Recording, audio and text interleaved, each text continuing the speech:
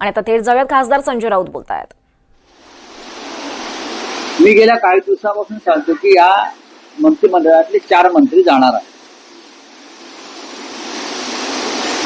संजय शिरसाट एक मंत्री आहेत मला वाटतं, त्यानंतर माणिक कोकाटे, योगेश कदम यांचं नाव त्यात जोडलं गेलेलं आहे. बाकीची नावं समोर येत आहेत, पण 4 वरून संपूर्ण मंत्रिमंडळाची सफाई करून एक वेगळ्या चेहऱ्याचं मंत्रिमंडळ आणावं अशी चर्चा दिल्लीत आणि मुख्यमंत्र्यांच्या वर्तुळात सुरू आहे. संजय राठोड यांना सुद्धा जावं लागलं. भ्रष्टाचार, शेतकऱ्यांच्या विरोधी वक्तव्य, लेडीज बार, घोटाळे,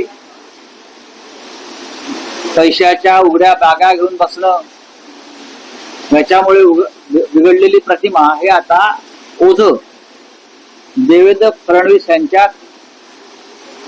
कल्पनेपलीकडे गेलं. ते ओझं त्यांना आता पेलवत नाही, पण ते फेकताही येत नाही. खरं म्हणजे ज्यांचं 137चं संख्याबळ आहे त्यांना अशा प्रकारे ओझ्यानं वाकून जायची गरज नाही, तरी ते वाकलेले आहे आणि ते त्यांचं काम करतायत. जसं काल काय झारखंड मधून एक टोळी आली, एक पथक आलं एसीबीचं, आणि अमित साळुंखे नावाच्या व्यक्तीला अटक करून गेले. आपल्याला माहिती आहे सुमित फॅसिलिटी. ही सुमित फॅसिलिटी काय आहे?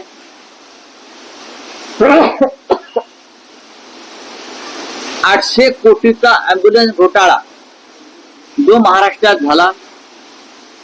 100 कोटीचा अँब्युलन्सचं टेंडर 800 कोटीला गेलं. हे ते सुमित फॅसिलिटीचे लोक 108 नंबर अँब्युलन्स. आठवत आहे, मी स्वतः हा विषय काढलेला आणि त्याचे सूत्रधार आम्ही साळुंखे. 650 कोटींनी टेंडर वाढवलं गेलं. पुढे तुम्हाला अँब्युलन्स दिसत आहेत. हा सगळ्यात मोठा घोटाळा वैद्यकीय क्षेत्र. 800 कोटी.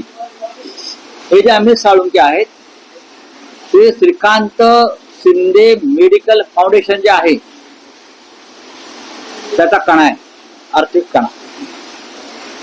मोठ्या प्रमाणात हे सगळे पैसे ते शिंदेकडे वळवले आणि श्रीकांत शिंदे मेडिकल फाउंडेशनकडे वळवले. याची चौकशी आता मी करायला सांगणार. झारखंड मधल्या मध्य घोटाळ्यातून काल एक पथक इथे आलं आणि या सुमित फॅसिलिटीच्या अमित साळुंखेला अटक केली. हा एकनाथ शिंदे आणि श्रीकांत शिंदे यांचा अत्यंत जवळचा माणूस आहे. ही अटक सहज झालेली नाही. सरकारला या पैशाला कुठे पाय फुटलेत, कोणाच्या खात्यात गेलेत, प्रत्यक्ष अप्रत्यक्ष ते शोधायचं आहे आणि हे धागेदोरे महाराष्ट्राच्या मंत्रिमंडळापर्यंत येत आहेत. हे असे अनेक प्रकार आहेत. हे प्रकरण सोपं नाहीये. झारखंड मधून एक पथक आलं आणि एकनाथ शिंदेच्या अत्यंत जवळच्या म्हणजे त्यांच्या बाळराजांच्या अत्यंत गळ्यातल्या टाईट असलेल्या व्यक्तीला अटक करून घेऊन गेले. हे प्रकरण आता ईडीकडे जाईल आणि 800 कोटीच्या घोटाळ्यात सुद्धा हा बाहेर येईल. मध्य घोटाळा बाहेर येईल. कोणाचे पैसे किती अडकले आहेत, कोणाचे पैसे कुठल्या मेडिकल फाउंडेशनला गेले आहेत, निवडणुकीत किती वापरलेत, कसे आले, कुठे गेले, ते सगळं आता यातून बाहेर पडणार आहे. त्याच्यामुळे देवेंद्र फडणवीस यांना वरपासून खालपर्यंत मंत्रिमंडळाच्या साफसफाईची मोहीम आता घ्यावीच लागते. असं म्हटलं जाते की माणिकराव कोकाटे यांचा मंत्रिपदाचा राजीनामा न घेता त्यांचं खातं बदललं नाही. कदाचित त्यांच्याकडून कृषी खातं काढून वेगळं खातं दिलं नाही. या सगळ्या अफवा आणि तुमच्या अटकळ आहेत. माणिक कोकाटे यांना राजीनामा द्यावा लागेल किंवा त्यांना काढावा लागेल. शेतकऱ्यांचा केलेला अपमान अशा खातेबदलातून दूर होतो का? कृषी मंत्री असताना केलेला गुन्हा त्यांचं फक्त खातं बदलून धुवून निघेल पाप. अजित पवार नाही मान्य आहे. स्वतःला शेतकऱ्यांची मुलं समजतात, स्वतःला शेतकरी समजतात.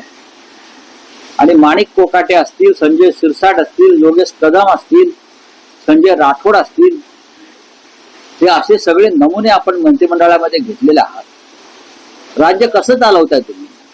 काल हर्षल पाटील या तरुणाने केलेली आत्महत्या तुम्हाला विचलित करत नाही. आणि हर्षल पाटीलला ठेकेदार होता की नाही याच्यावर संशोधन करून तुम्ही आमच्याकडे माहिती आणता. एक तरुण आत्महत्या करतोय, त्या तरुणाच्या आत्महत्येमागचं कारण स्पष्ट झालेलं आहे, तरी सरकार ती आत्महत्या नाही हे सांगण्याचा प्रयत्न करत आहे. इतकं निर्ढावलेलं सरकार या महाराष्ट्रामध्ये काम करत आहे. रवशेठ तेच आहे की अजित पवार, गुलाबराव पाटील असं म्हणतात की हर्षल हा थेट ठेकेदार नव्हता, तर तो उपन ठेकेदार. गुलाबराव पाटील यांच्या खात्याचा तो घोटाळा आहे. ते खातं कोणाकडे आहे? खातं कोणाकडे आहे? आतापर्यंत किती ठेकेदारांनी आत्महत्या केल्या? आतापर्यंत हजारो ठेकेदार रस्त्यावर आले. आतापर्यंत हजारो ठेकेदारांनी जलजीवन मिशनच्या आत्महत्या करू असं आव्हान दिलंय. आतापर्यंत अनेक ठेकेदारांनी मंत्र्यांच्या गाड्या अडवल्या. जळगावात मुख्यमंत्र्यांच्या गाडी पुढे जाळून घेण्याचा प्रयत्न केला. काय सांगतोय तो गुलाबराव पाटील? काय सांगतोय? हे राक्षस आहेत सगळे मंत्रिमंडळातले, रावण आहेत सगळे. हे कसलं रामाचं राज्य चालवत आहे? अमित साळुंकेचा विषय लक्षात ठेवा. मी परत परत सांगतोय. Sumit facilities, Shrikant Shinde medical foundation मध्ये कशा प्रकारे भ्रष्टाचाराचा पैसा आला, प्रत्यक्ष आणि ह्याच पैशातून झारखंडचा मद्य घोटाळा, त्याच्यामध्ये स्लिपिंग पार्टनर्स कोण आहेत हे सुद्धा लवकरच कळेल. पुन्हा एकदा आपल्या निदर्शनात येते आहे की राज्याचे मुख्यमंत्री हे त्रिभाषा सूत्रावर ठाम आहेत. काल ते दिल्लीत होते एका कार्यक्रमानिमित्तानं आणि तिथे गेलेल्या भाषणात त्यांनी असं म्हटलं की मराठीची शक्ती किंवा मराठी हे महाराष्ट्रात आलंच पाहिजे, बोललंच पाहिजे, पण तिसरी भाषा किंवा अन्य भाषांचाही, भारतातल्या अन्य भाषांचाही सन्मान केला गेला पाहिजे. देवेंद्र फडणवीस थोडे गोंधळलेले आहेत. ते हे विसरत आहेत की ते महाराष्ट्रासारख्या एका महान राज्याचे मुख्यमंत्री आहेत, ज्या महाराष्ट्रानं देशाला दिशा आणि मार्गदर्शन केलं. या राज्यानं या देशाच्या स्वातंत्र्य लढ्यामध्ये एक महान भूमिका बजावली. आणि हे राज्य झगडून मिळवलेलं राज्य. हे राज्य आकाशातून टपकलेलं नाही किंवा जमिनीतून उगवलेलं नाहीये. कारण हे राज्य निर्माण झालं तेव्हा देवेंद्र फडणवीस यांचा जन्म झालेला नव्हता. हे राज्य मराठी आहे. मराठी आलंच पाहिजे हे सांगण्यासाठी देवेंद्र फडणवीस यांची गरज नाही. हे राज्य पूर्णपणे मराठी आहे, मराठी होता आणि मराठी राहील. छत्रपती शिवाजी महाराजांची भाषा मराठी होती, मावळ्यांची भाषा मराठी होती, क्रांतिकारकांची भाषा मराठी होती. हे फडणवीसांना माहीत असायला पाहिजे. महाराष्ट्रानं इतर कोणत्याही भाषेचा द्वेष किंवा विश्वास कधीच केलेला नाही आणि करणारी नाही. हे सुद्धा फडणवीस यांनी समजून घेतलं पाहिजे. त्यांनी दिल्लीचा विचार करू नये, त्यांनी महाराष्ट्राचा विचार करावा. आम्ही मराठी लोक सर्वसमावेशक आहोत, म्हणून त्या मुंबईसह महाराष्ट्रामध्ये इतर भाषिक गुण्यागोविंदांना राहतात. मुंबईसह आसपास इतर प्रांतांची सदनं उभी केली आहेत. ओरिसा भवन आहे, उत्तर प्रदेश भवन आहे, अमुक अमुक भवन आहे की नाही? आहेत ना. हा कमिटीचा हाऊस आहे. फडणवीस हे या वेळेला ह्या त्यांच्या टर्म मध्ये एक कच्च्या लिंबू सारखे वागतात. कलाकारांना आवाहन केलेलं मराठी, परंतु मराठी कलाकार याच्या विरुद्ध बोलताना दिसतात. कोणासारखे?